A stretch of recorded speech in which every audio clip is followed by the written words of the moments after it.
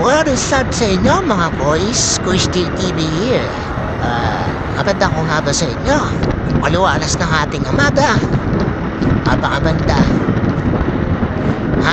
Gusto ko lang ulit magbigay ng komento kay Boy Dila. Pero ito na yung magiging last video natin para kay Boy Dila. So ayun, according nga sa kanya, stress na daw siya dahil sa mga basher at saka sa mga death threat na natatanggap niya dahil dun sa ginawa niya dun sa kapwa nating rider na nakiusap sa kanya na wag nang basain. Kung masyado na rin po kasi ako na-stress sa mga nagbabanta sa akin, hindi na rin po talaga kaya, hindi nga alam gagawin ko rin talaga.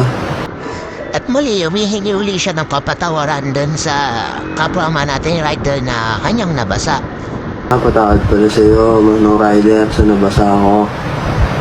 Ako po humingi ng paumin sa inyo.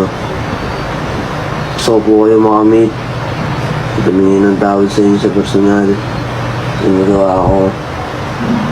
At sabi nga, willing din siya magbigay ng peace offering kay manong rider tulad ng magbibigay daw siya ng helmet. Ako hihingi po ako ng paumanin sa inyo sa personal.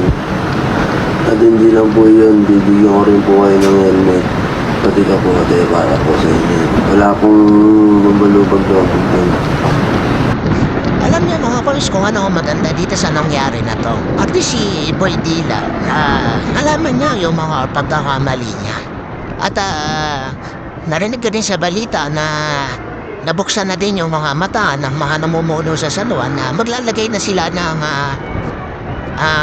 basaan zone sa susunod na piyesta para sa panon yung mga dadaan sa San Juan hindi na maaabala. So napakaganda nang nangyari na nag-viral yung mga gantong bagay. At least, diba, nakikita nila yung mga kakulaman ay mga plus dun sa mga batas na pinagagawa nila.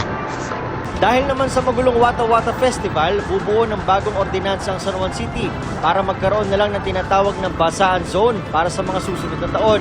Ito po yung kahabaan ng ating pinaglabanan road mula dito sa May and Domingo hanggang sa P. Guevara.